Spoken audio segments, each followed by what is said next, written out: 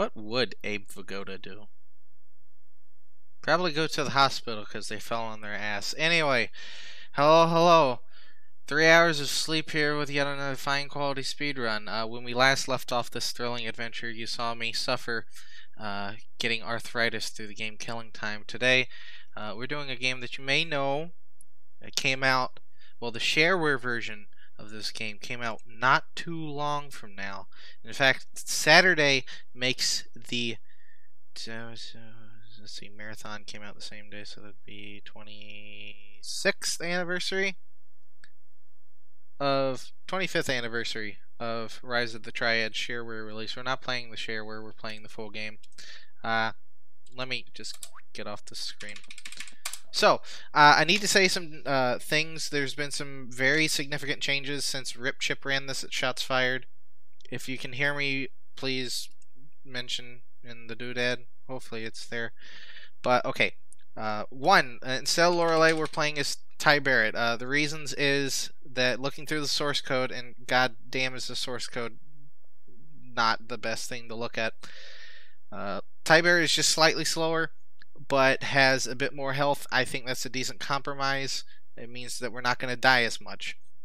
So we're going to go with that. Also notice you don't hear any music. There's a reason there's no music. We will get into that once we get to a certain level in the game.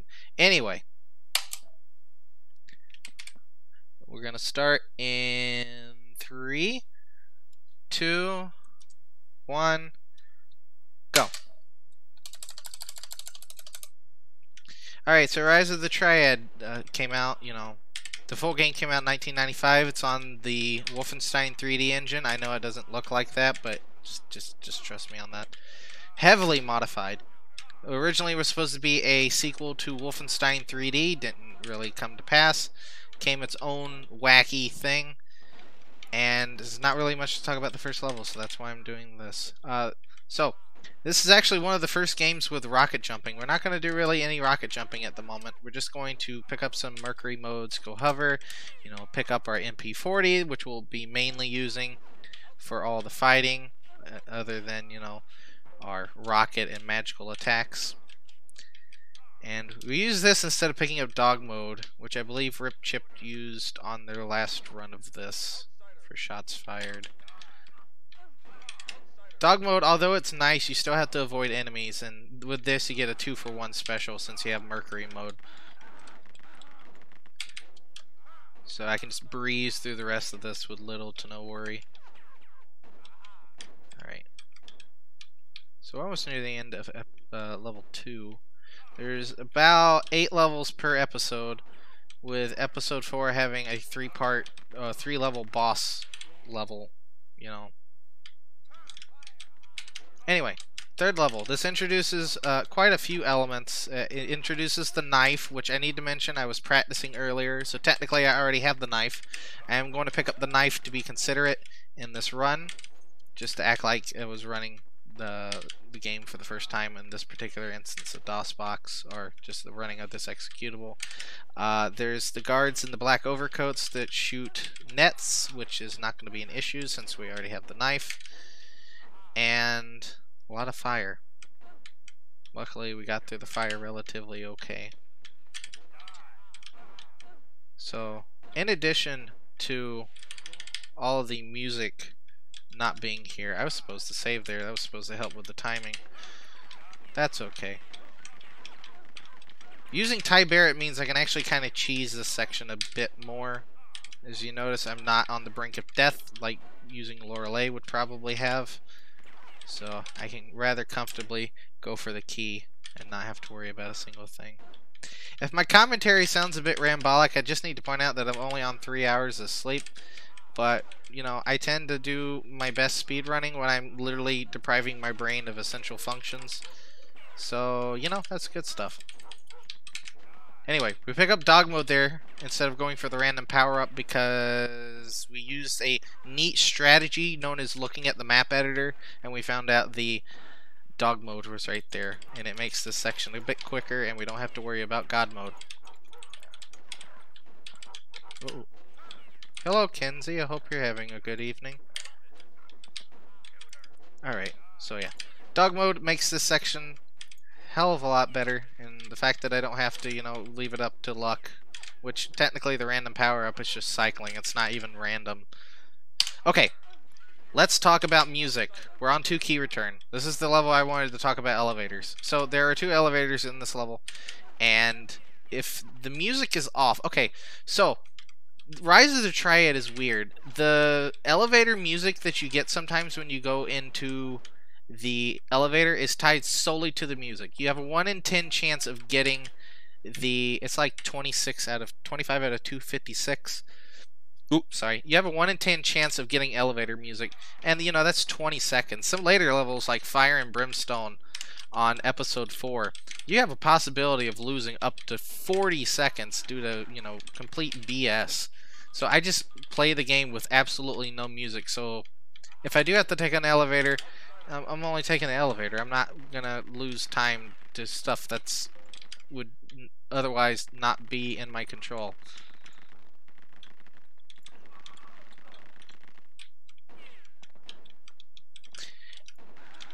You see, that's the weird thing, because the power-up stuff is a bit weird. I've not been able to find it strictly in the source code, which, although it is in C, and I can read C because I've done C programming, it's like the Marathon source code. It's not that super well commented. It's more commented better than Marathon source code, but, you know, it is what it is. Also, I'm not picking up dog mode at the end of this level. That's one little change to it, just because it's quicker to just run and hit the switch than jump and possibly miss a dog mode and then have to do it again. Anyway, Spring Surprise. If you notice, the mouse movement is a bit more, or just movement in general is a bit more, I wouldn't say complex. There's definitely a lot more strafe running-y type stuff going on, especially in this level. Sorry, I'm having to concentrate. There's like 15 guards right there. Oh, come on. Alright, so I also found some neat stuff about Darian in the next level. I think you'll rather enjoy that, because, yeah, it definitely depends on... Well, let me just wait until the next level. I like the flame wall. Who here thinks the flame wall is one of the funniest weapons in the game? I know some people will go Excalibat, but no, I think flame wall is pretty neat. But yeah, on the subject of random power-ups, I am going to look through the source code at some point before I head to AGDQ, and I'll get back to whoever asked that. Bona Malkov, okay, or Malkov. I'll get back to you on that. But first, we must fight General Darian. So, fun fact, you know these 4 things in here that you have to destroy? Depending on where you destroy, or what order you destroy them, you can actually affect what door they come out of. So he's, for the most part, guaranteed to come out of this door here. Almost guaranteed. Come on. Don't do that. 6, 7... Oh, thank goodness. That was about to end in disaster. So yeah. Basically had them come through that door. Anyway, episode 2 introduces the worst enemy in the game. Do not at me. The Enforcer. They're about as chubby as I am. And they like to throw grenades, and they say eat lead, and when you hear that tone of voice and just those words, you are in for a load of hurt. Come on. But luckily we have dog mode in this level, so it's not too bad, but there are going to be some sections later on in this episode, and definitely in episode 3, where that's going to cause a bit of a pain. The Enforcer.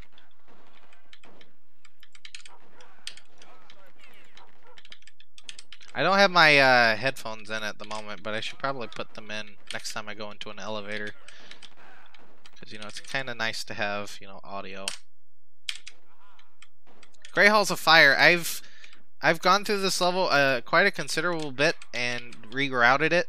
So when we pick up the mercury mode here, we're actually going to come over here and pick up an asbestos armor. We're going to take advantage of the asbestos armor. Yeah, we're going to get barraged by bullets, but you know, the second key over here has, you know, flaming jet ball things that, you know, can wreck your day if you're not careful. Come on. There we go. You don't have to worry about any of it. And you know, the third part, it's got those giant walls of fire. You know, if you didn't have the asbestos, you'd be in a world of hurt. Luckily, we can just completely ignore that. Head to the exit now. I need to point out the room has not really had too much of a difference, so there's not really going to be much to talk about in that level. So most of my commentary today is just going to be going over what's essentially changed since this was last ran. I need to point that out. It's probably not going to be as an informative commentary as probably like introducing a game to people. But I've been spending at least last 2 years or last year or so going over everything. So, but yeah, this level, you know, it's a gimmick. It's one big room. Insert your Tommy Wiseau references here. And then, oh, there is actually one nice thing. So when we pick up the key here, we can actually come in here, double hit, and then we don't have to worry about the flame balls here. That's at least one quality of life improvement in the run on this level. Also, I need to make sure I'm not touching the floor when I hit that switch, because, you know, 2.5D engine. I can definitely open this door and hit that switch. Alright, worst level, at least in the opening. Because of that section, and desperately trying to get to this bulletproof armor. Okay, how much health do I have? I got a good amount of those. I did not hit that like I wanted to, but that's fine. We have one more we can get to. Good. In, hit, fly, open, good. So yeah, we essentially just skipped almost the entirety of the level, and now we're cruise controlling all the way to the exit. Alright, so Rocky Plateau, there has been a little bit of routing in this level to make it a bit better. We're essentially not going around our elbow to get to our thumb, so to speak. We just hit that. First two parts are perfectly fine. Here we go.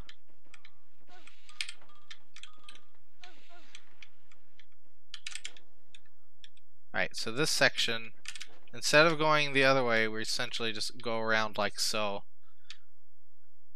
Instead of going to where, you know, the exit is. It's just a slight quality of life improvement. Maybe saves like maybe 5 seconds overall. Compared to the next level, it's not as much of a time save.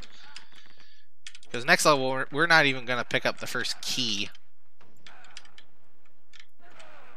Okay, let me not be a complete idiot. Alright, I'm gonna have to take this slow, because I only have 3 beans of health. Roll that beautiful bean footage, let's go. You know, let's test my luck. I bet there's an enforcer around the corner. Oh no, there's not. This one's definitely gonna be there.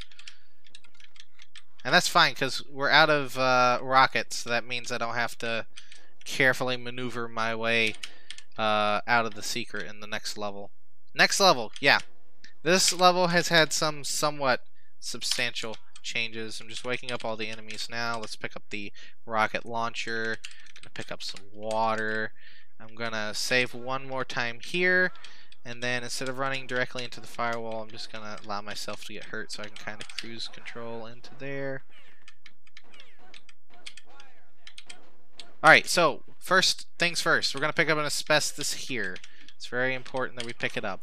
And then I silently cuss because, yeah, I hate enforcers in this room. Sometimes I get very unlucky in that hallway and get 3 enforcers.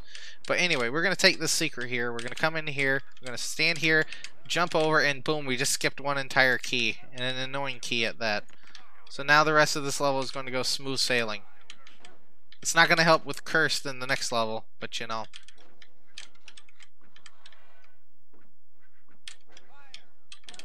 Alright. So now we're going to switch the asbestos for the bulletproof armor. And just get through the rest of the level.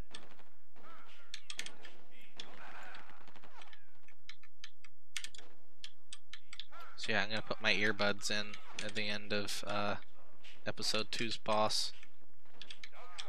Anyway. Getting a bit better on the slaloming through the hallway at the end of that. Alright.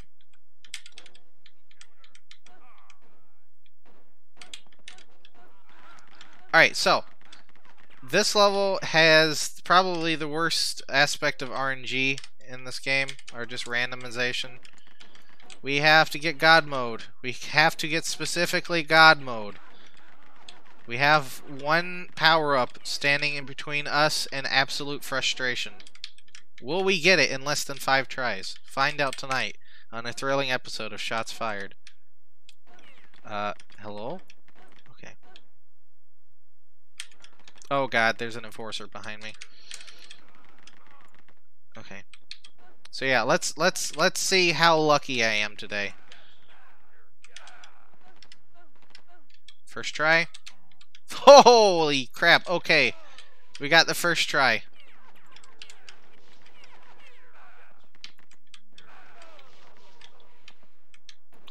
Okay. Let's fucking go. I didn't want to say that, but let's go. We gotta go. We are under a time crunch. We have to get to the boss, kill the boss before this power-up runs out. Let's go.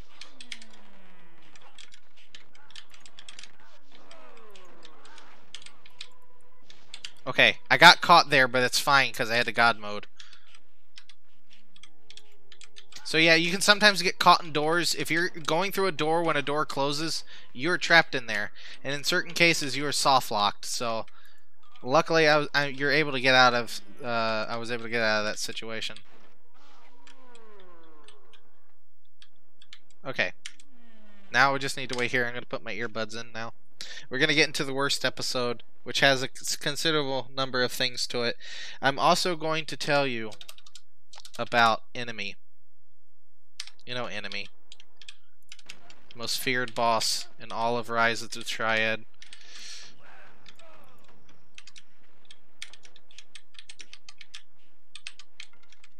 But first we have to do a bit of bookkeeping. Have to pick up the gold key here. Never been hit by a fireball there. Okay. So let's go.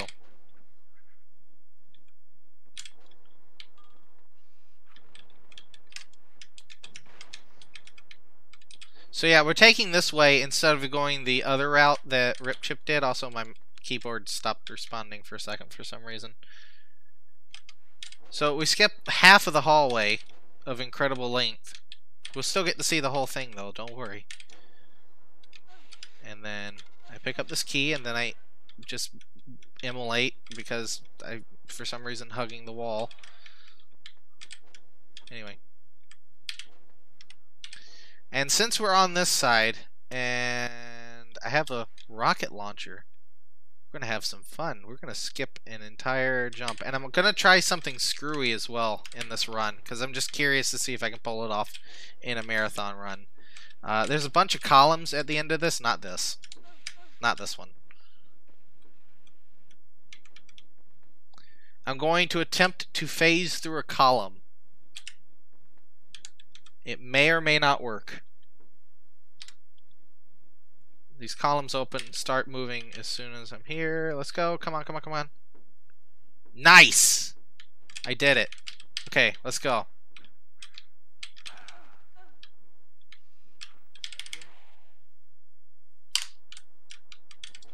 Sometimes you take damage doing that, sometimes you don't. Which was why I was very curious to see if I could pull it off.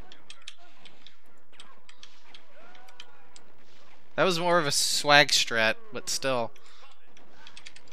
Well, no, technically that could have saved a little time, depending on where it was.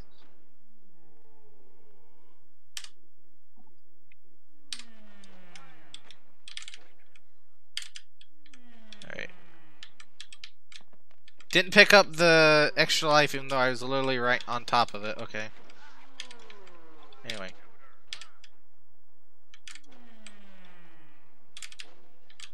Ah, I need to move around. Okay, so there's not really too much to talk about in this level.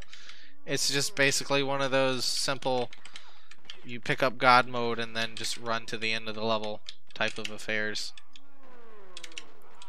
Oh, I could get caught up right there. Dead in 5 seconds though. So there's an interesting property when it comes to columns that you can move.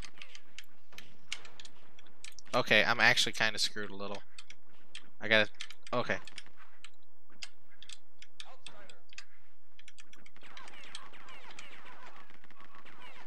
I need to make sure they're both dead before I try to move.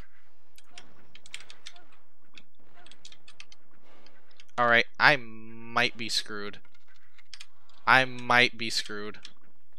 I might have to go for some health. Health?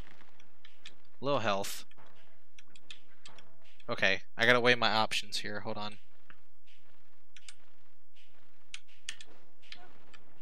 Okay, good. We made it. That was taking a risk right there, because I would have had to retry it again if it failed. Gotta go. I gotta stop for just a second once I hit the trampoline there, or else I'll go careening into the pit in front of it. And now we're into cool and present dangers. Now this level has had a substantial change in its route. And ah, crap. I had a feeling that was going to happen. Let's take a bit safer. I'm going to take my earbuds out. I'm going to take a bit of a safer approach to this, because 2 health is not fun to play on.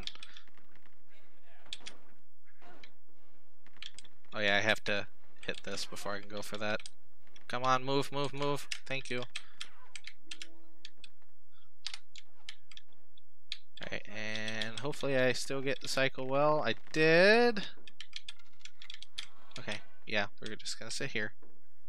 Just gonna sit here. Enemies run into it and then just instantly gib, because that's completely hilarious.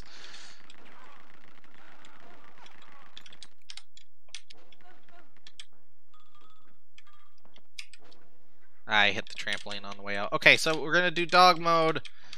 And oh god, I have a big time crunch with dog mode on this. So we're gonna go for the key using dog mode instead of doing a rocket jump, which involves, you know, destroying all of the little mini robots. But on the downside, I have to do dog jumping over 3 columns, and it's one of the most painful things in the world. So let's go. Let's hopefully I can do this fairly simple. Move forward, stop, jump. Okay, got it first time. Got it second time. Fantastic. That is the good stuff right there. Let's hope there's the next level. I want to get God mode instead of dog mode, because I want to show off God mode jumping, which is something that only I do. Alright, next level. Angry Quilt. This is that level that I was talking about like 5 seconds ago. Just got to pick up the first key, then we're going to have to deal with a randomizer power-up thing, and then we're going to go for the good stuff. But we want God. I want specifically God mode. God mode does make things a bit easier. I'm going to reload that save. Oh. Yeah, you see why I want to reload that.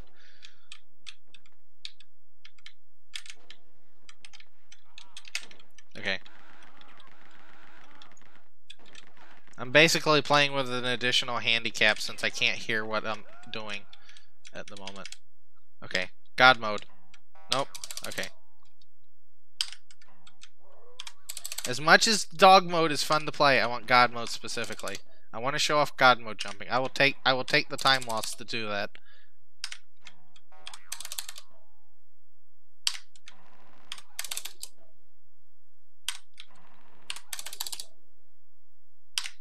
I apologize that I'm like slamming my hands into the keyboard. But yeah, I just want to show God mode. Come on. It's the sickest thing in the world. Okay, let's go.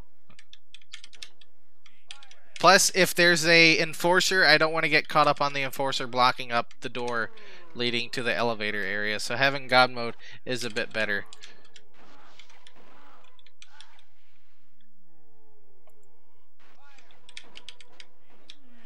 Alright.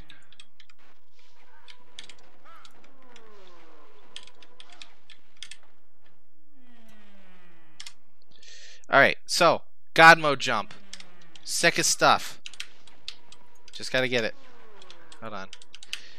You gotta hit it very precise. As you can see, you have to time it just right.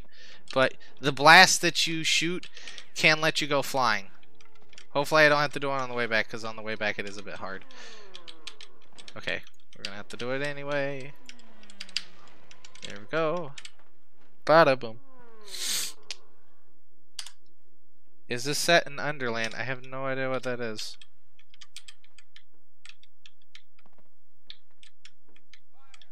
I mean, it's set on an island.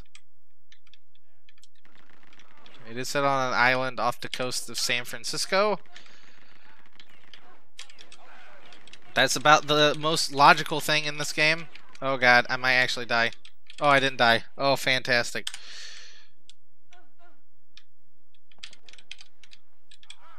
That skin of the teeth.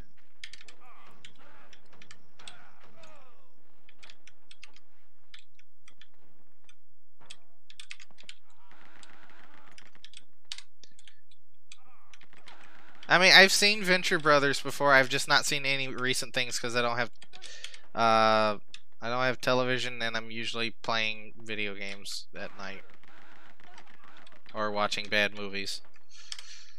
So, anyway, let's move on. So now we're gonna get into the most painful section, which could also be the neatest section, depending on how I play it. First, we need a bulletproof armor in order to do all these dastardly things that we're going to do. Also, we need a bit of health, but we're going to take out these... hopefully I take out that turret. Or at least that one. Okay. We're going to have to try this again. Let's go.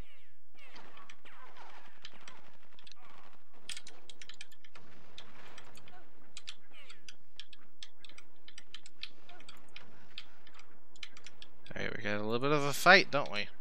Alright, let's go. Gonna pick up. Gotta make sure I have my bazooka, even though we're probably gonna switch to a heat seeker in the next section. We're gonna be doing 3 rocket jumps in relatively short time frame. I just gotta get this right. Okay, so here's the first. Okay, first one. Hello? Okay, first one.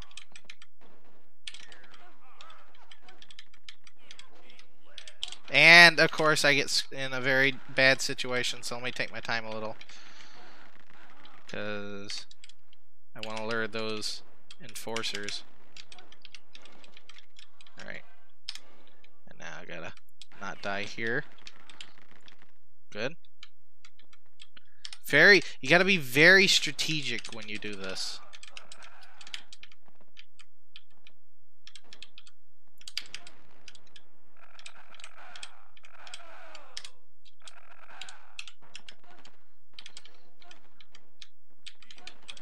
And because I need a heat seeker for the next level. Anyway. I'm not able to hear anything at the moment. My earpiece keeps falling out of my ear. Anyway, enemy. Okay, so let me tell you about how painful it was to read over enemy.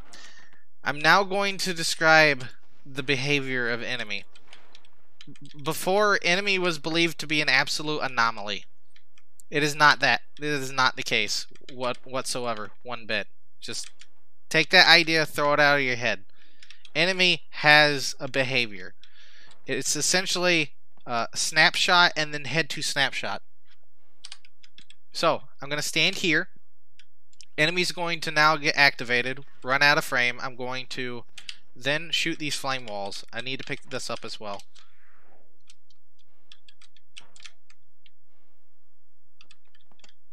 And we're just gonna let enemy just frolic about for a bit.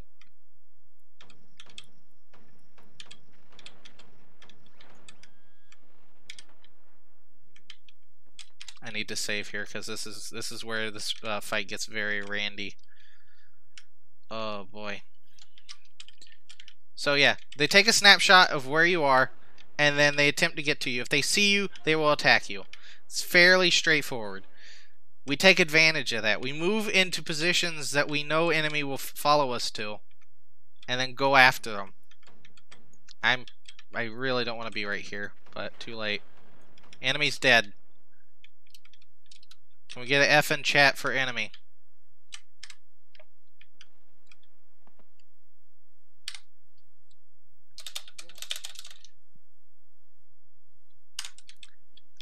That's what a month of looking over code brings us. To where enemy doesn't actually kill me. We're now in episode 4. This is where things start getting pretty interesting in terms of the aspect of this is still the longest episode. First level. I take God mode, have a bit of a quality of life enhancement because I really don't want to fight all these monks. It's very painful. Second level, we pick up dog mode on the first floor. We don't even go to the next floor. Not even gonna bother. Alright, I'm not even gonna bother killing that monk because they're probably going to run into the walls here and die. So yeah, all we need is dog mode here.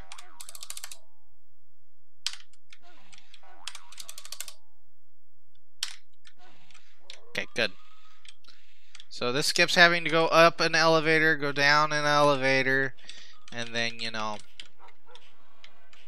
go back up an elevator. It's just, you know, making things a bit simpler. Quality of life enhancement. What this also means is that I have more of the power up to be able to go through this area here.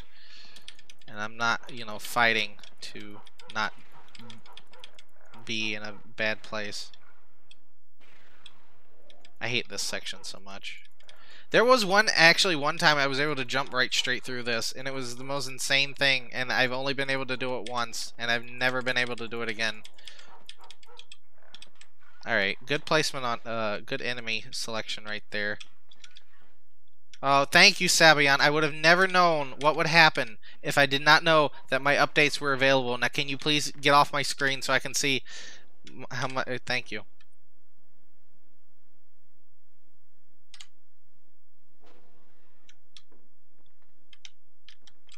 I don't have a... Oh, no. We're actually in a bad spot. Okay. I'm gonna have to think things through real quick. Give me a moment. I don't have a rocket launcher. There's a... Okay, good. We're improvising as we go.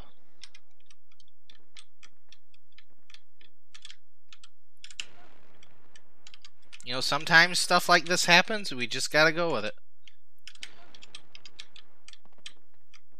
I really want to race Rip Chip in this game at some point during AGDQ. I think that would be the most insane fucking thing.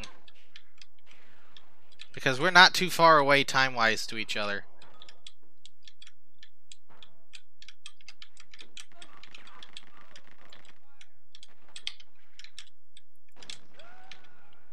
Alright, we gotta do a jump here. I had to walk into that one little cubby to open up the exits. I just want to explain why I did that. Now, this level, I am very brazen in this level. I just throw all caution to the wind and I just go at it. Whether or not that's a safe thing to do, oh well. But hopefully you're gonna see some pretty sick mouse movement. I just need to get past that monk there. What's going to be most evident of that train of thought is going to be the very end of this level, because I'm not even going to, like, care what's around the corner. We're just going to go for it. Because I have to get through everything before the asbestos runs out. Alright, save. Get out of the way. Good. Alright, so this is another level that you can possibly do a very nice dog or god mode. It would help if I managed to get onto this gravitational discs, which, by the way, is how this game manages to do room over room. And we got God mode. Very nice. Second try. Gotta be very careful with my movement because this game does like to crash by just looking at it. And I know this game crashed on the Mexican runner while they were playing through it on this level. It's like if you move weird, which I'm already moving weird to begin with, but if you move even weirder than this, the game likes to crash.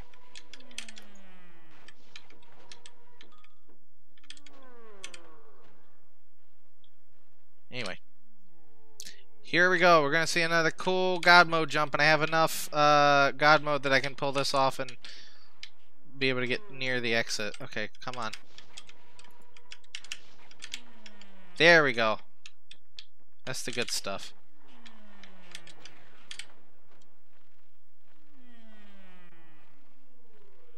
No, gravitational anomaly discs is, I think, the appropriate term.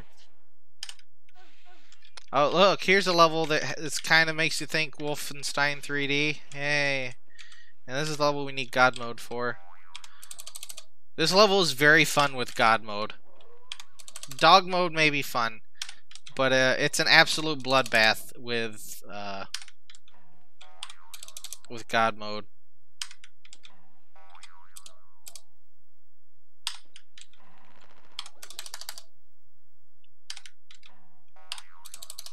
Let's go. This is the most annoying part of this level, just continually having to save and reload to get God mode. But my God, when you get God mode, this level becomes an absolute test of speed. Because we need to get to the key before God mode runs out.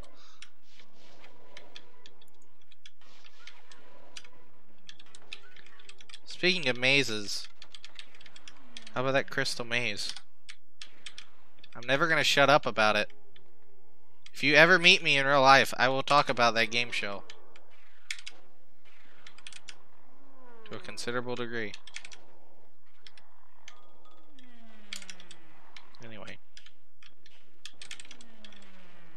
We're just basically racing to get there. I need to avoid the rock there. Now, if I run out of power up, which I'm pretty sure... Okay, hold on. I'm gonna save there to be safe. Good. We made it.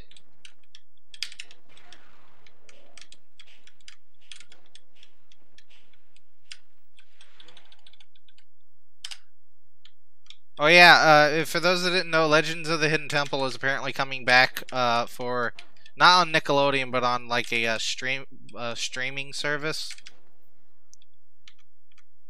And it's apparently going to be set in an actual jungle, which is a more interesting thing to talk about than the first half of this level.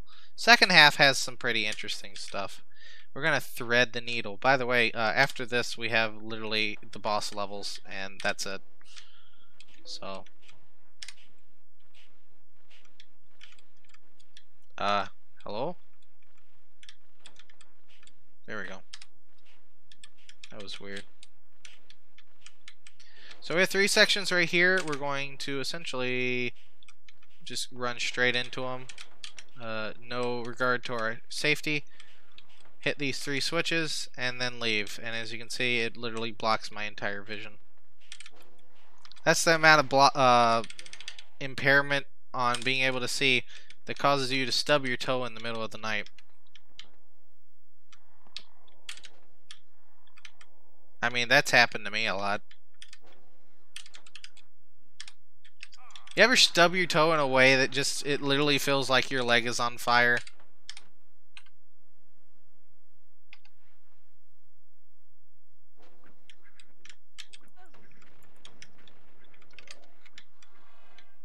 But seriously though, you should watch the Crystal Maze when it comes on Nickelodeon.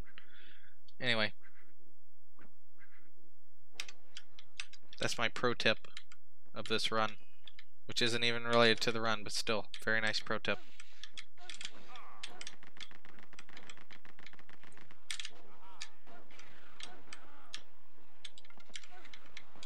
Oh god, okay. That was very bad just then, because in that section that I was in with the key, the monks that like to shoot things at you, there's 2 of them, and I didn't want my crap wrecked, you know. I didn't even want my ass wrecked as well.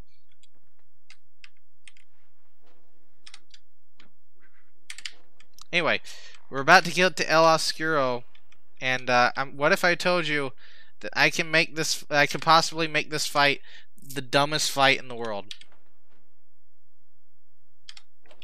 Alright, I actually need my headphones, so I'm gonna actually have to grab them. I'm gonna take the time loss to do that. Give me a moment. Because I need to be able to hear audio cues. Okay. Okay, so what we're gonna do is cheese this fight. We're gonna cheese this fight so hard, it's gonna be Gorgonzola by the end of it. Come on. So how do we cheese a fight with El Oscuro? Good question. By putting yourself in a position that they can't hit you. Well, they can't hit you severely. Like, they can technically hurt me here, but I have asbestos. It's fine. So, El Oscuro's health is tied to their attacks. Every time they attack, they deal damage. Okay, I wasn't paying attention right there. That's fine. That shows you how bad the fight can go. Anyway, let me pay attention to the sliver of gray that I can't see on the sliver of olive green that well. Oh, I forgot he has the vampire attack. Let's try it again.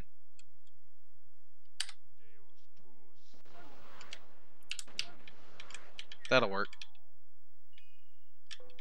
So yeah.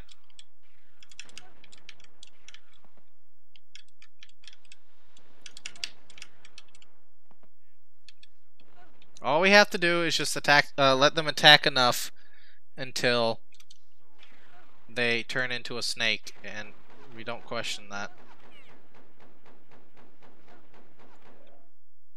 Come on!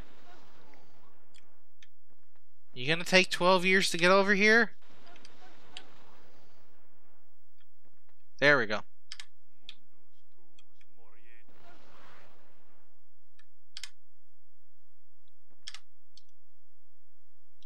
Hey, there we go. So now El Oscuro is now a head snake thing. And we head into the next level.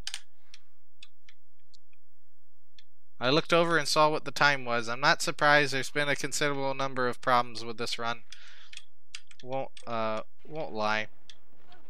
I think me trying to go over what's been different has kind of impeded me a little.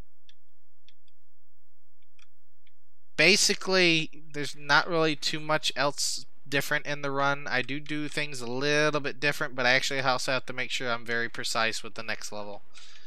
Because if I miss a single element that needs to not be in the level, if one of those elements is still in the level, then this run is kind of voided.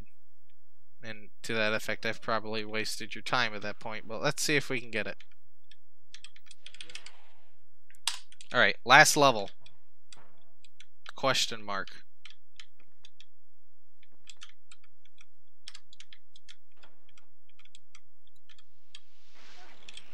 So these are embryos. We have to make sure none of these are in the level when we kill El Oscuro. Because if a singular one is left alive, then we would have to play the level over again, and in the purpose of a speedrun marathon, that won't happen, so the run would effectively be over at that point, regardless.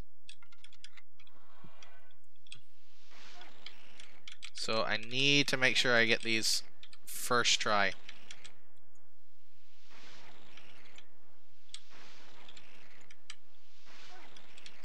Alright, you see any? I don't see any, so let's go.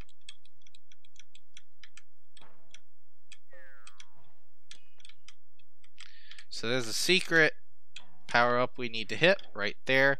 This will allow us to get into the second area that has the ones that we definitely need to make sure that we get. Gonna save here. Gonna fly up. Need this flame wall or fire bomb. It's very important I have it, because now I can do this, which will help in clearing out a good portion of the embryos here. And now I'm going to pick up the Excalibur. You may recognize this from that hit game, Rise of the Triad 2013.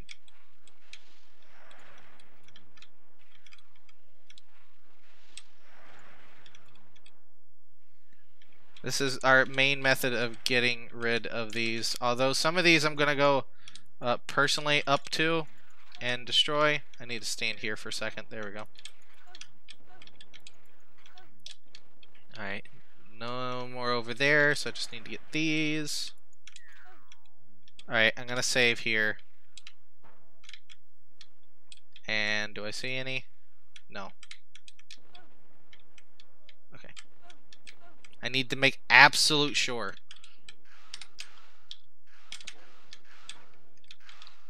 That's not good. Alright, so... Wait. Come on.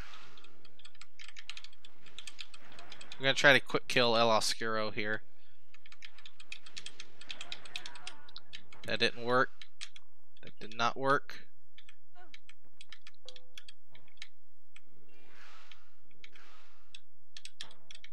That's fine. We still have enough of these charges. And the Excalibur.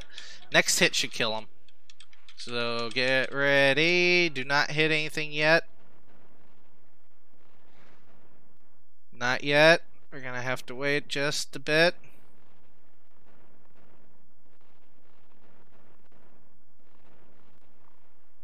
When's Prorot Civi? We shall see. We shall see when he does that. But for now, we're probably done with this. So get ready on the button and time. So, looks like 45:57. So what we're going to do is we're going to hit this button right here. Rip El Oscuro. We're going to see if this is a legitimate run. I want you to pay attention to this cutscene. Very vital information. It will be on the test.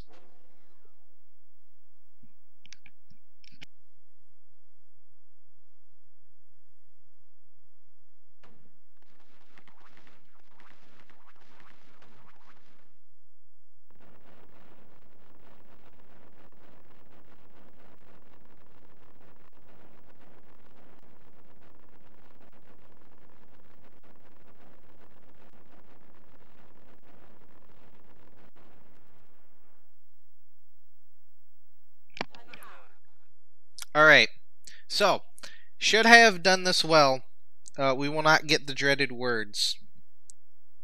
So, did we get it? 45:57. Anyway. Alright, that's a good run. Very nice run. Obviously, time loss was due to me kind of paying a bit more attention to explaining what was different in the run than not messing up. But, you know, we did do some pretty nice improvisation to get around some things. Overall, I think it was a pretty nice marathon-esque run, just considering the improvisation and the things that did go wrong. But, yeah. So yeah, this is Rise of the Triad. If you want to pick this up as a game, you can get it as part of, I think, by itself or part of the Apogee Throwback Pack on Steam. I think you can also get it by itself on GOG. It's maze-like. I have taken like conversions of all the bitmap of all the levels. I've uploaded them onto the speedrock.com website. Ripchip, if you're watching this, please accept my run that I submitted. Current world record is 42:12 for those that don't know. This was a 45:57. Wait a minute. I was thinking of killing time. But yeah, 45:57. World record is 42:16 for this game. So that actually was a fantastic run. 3 hours of sleep. Anyway. Yeah, and if you have any questions about it, or if you want to ask me if you're at AGDQ, feel free to walk up to me. I'll probably have my Marathon 25th anniversary shirt on. It'll be easy to spot me. Anyway, other than that,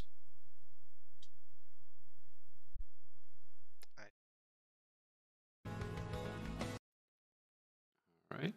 Thanks a lot